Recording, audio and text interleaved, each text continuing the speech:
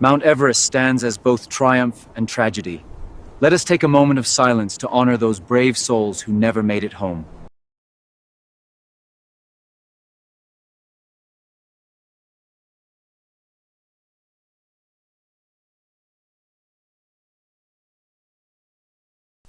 Mount Everest. The very name resonates with a sense of awe and grandeur. It's a name whispered with reverence, a name synonymous with the ultimate challenge.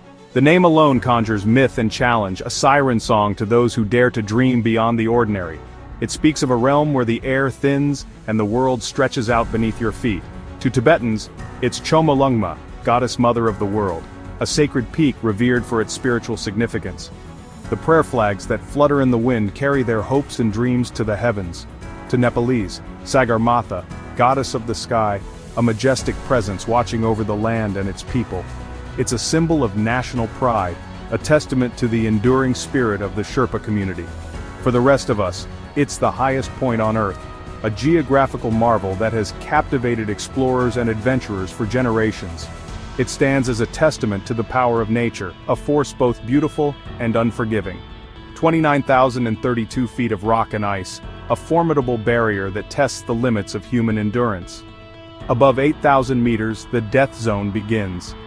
Everest's first enemy is the cold, a force so absolute it feels alive. Temperatures plummet to -40 with hurricane-force winds making it feel like -100. Exposed skin freezes in seconds. Frostbite is a constant threat. Every piece of gear is a lifeline. A torn glove can mean disaster. The cold saps energy and morale, turning simple tasks into monumental efforts. Eating and drinking become challenges. Food freezes, water must be melted from snow. Beyond the cold, Everest's weather is unpredictable. A clear morning can become a deadly blizzard in minutes. Storms trap climbers, disorienting them and turning routine climbs into desperate struggles. The mountain's weather commands respect and fear. The body burns calories just to stay warm, leading to exhaustion and poor judgment. This is the gauntlet every climber must face, a brutal test of resilience, where ice and wind are deadly adversaries. If the biting cold is Everest's most visible and immediate weapon, a constant reminder of the mountain's hostility, the insidious lack of oxygen is its silent, often underestimated killer. It's a threat that works from the inside, slowly eroding the body's capabilities. Reaching the summit means entering a realm where the very air is drastically different. At the top, the air pressure is a mere third of what it is at sea level. With each breath, climbers are only able to draw in a tiny fraction of the oxygen their bodies desperately need to function. The higher you climb, the less oxygen there is to breathe. The effects of hypoxia, or oxygen deprivation, begin to set in even above base camp, a place already at a significant altitude. The body struggles to compensate. Hearts pound relentlessly, trying to circulate what little oxygen there is, and breathing becomes ragged, a constant, desperate gasp for air. Even with the aid of supplemental oxygen, which many climbers rely on, climbers often describe the sensation as feeling like they're running a marathon at full speed, all while trying to breathe through a tiny straw. It's a constant struggle against the mountain's grip.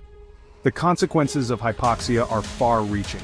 It induces profound fatigue, sapping strength and energy, leading to a significant loss of appetite, making it difficult to maintain the necessary calorie intake for survival, and severely impairs muscle function, making every movement a monumental effort.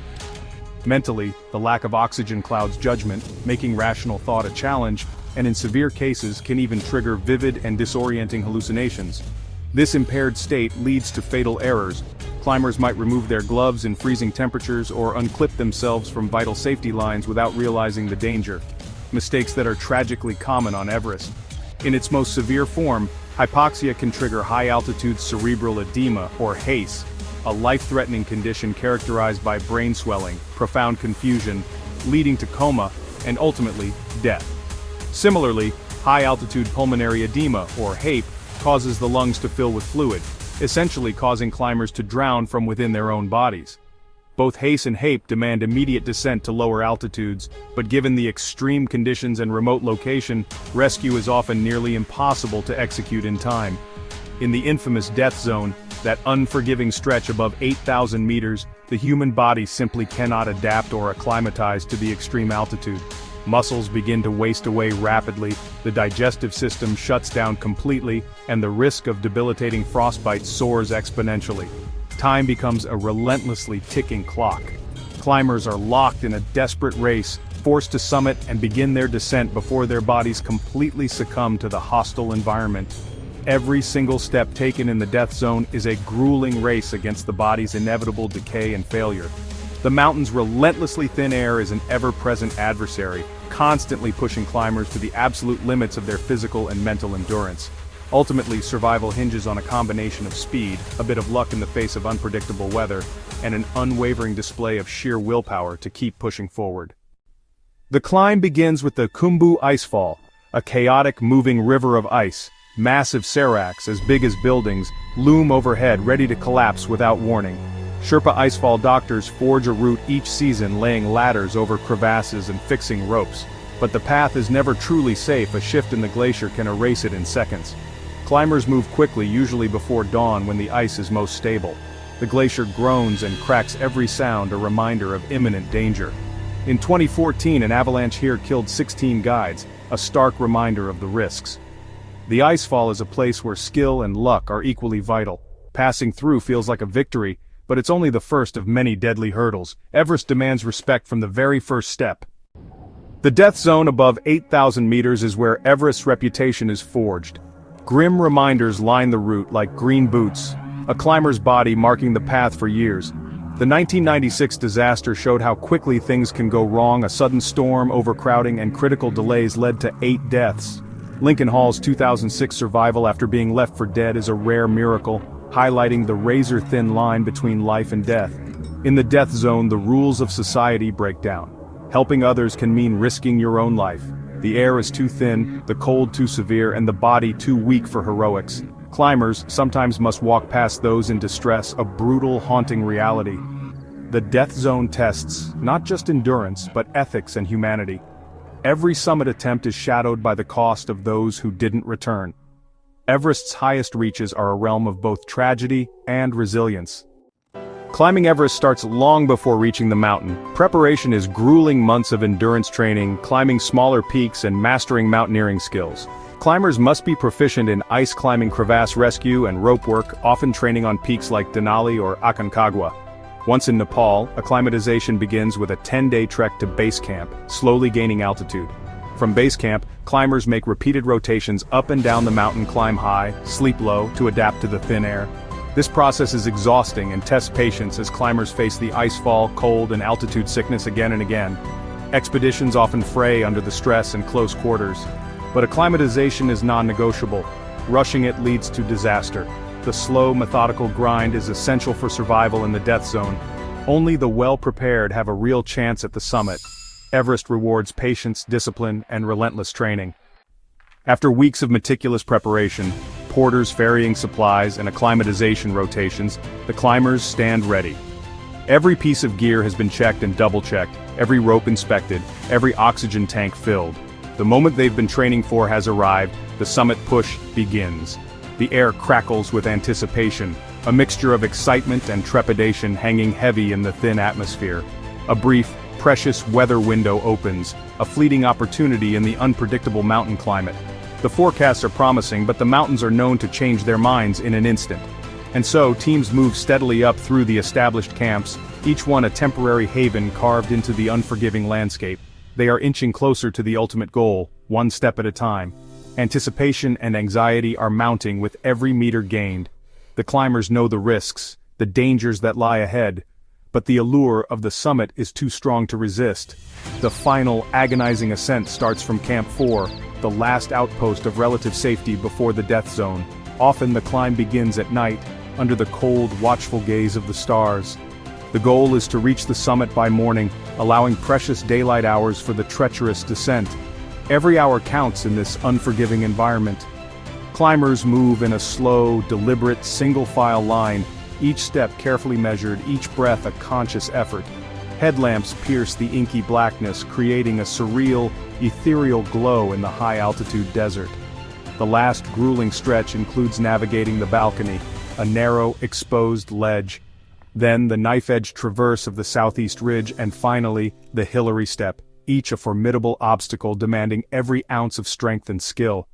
In the death zone, above 8,000 meters, exhaustion and hypoxia make every single step a monumental battle against the elements and the limits of human endurance. The temptation to rest, to simply sit down and succumb to the overwhelming fatigue, is almost unbearable. But stopping can be fatal. Hypothermia and altitude sickness are constant threats. Reaching the summit is a moment of pure, unadulterated triumph, a culmination of years of dreaming, planning, and training. Standing on the roof of the world, the Earth's curvature visible below is an experience unlike any other. But the moment is fleeting, brief. The summit is not the end, but merely the halfway point. The real challenge, the true test of skill and resilience, is getting down alive. The descent is statistically the most dangerous part of the expedition, fraught with peril and demanding unwavering concentration. And so, the race against time is far from over. In many ways, it's just beginning. Every experienced climber knows deep in their bones that the summit is only halfway to safety. Survival in this extreme environment depends on unwavering focus, speed in decision-making, and ultimately, a good measure of luck. Everest has changed. Once the domain of elite climbers, it's now a commercial enterprise. Guiding companies offer summit attempts to anyone with enough money. Costs can exceed $100,000. This has opened the mountain to many amateurs, altering its dynamics. Sherpas and guides do most of the work, fixing ropes, carrying gear, making critical decisions. Overcrowding is now a major issue, with traffic jams at bottlenecks like the Hillary Step. Delays in the death zone increase risk as climbers burn through oxygen and face worsening conditions. Commercial pressure sometimes pushes unqualified climbers beyond their limits. The debate continues. Everest is more accessible, but at what cost to safety and the spirit of adventure? The summit is only halfway. Most Everest fatalities happen on the way down. Climbers are exhausted, judgment clouded, and oxygen running low. The descent is a race against time. Oxygen, body, and weather are all ticking clocks. A single mistake, tripping, missing a rope, can be fatal. Whiteouts, avalanches, and simple fatigue claim many lives. The mountain is most dangerous to those leaving, demanding a final price. Guides stress. The climb isn't over until you're safely back at camp. The descent is a grueling ordeal. Stumbling, sliding, crawling to safety. Relief comes only after passing the Khumbu icefall and leaving the mountain behind. Only then can climbers say they survived Everest. Why risk everything for Everest? The answer lies in the human spirit's drive to explore and test limits. Everest is a canvas for ambition, defiance, and self-discovery. For some, it's a spiritual journey. For others, a way to feel truly alive. The mountain strips away pretense, demanding honesty and courage.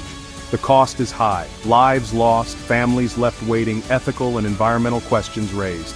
Yet the call of Chomolungma persists, drawing people to its heights.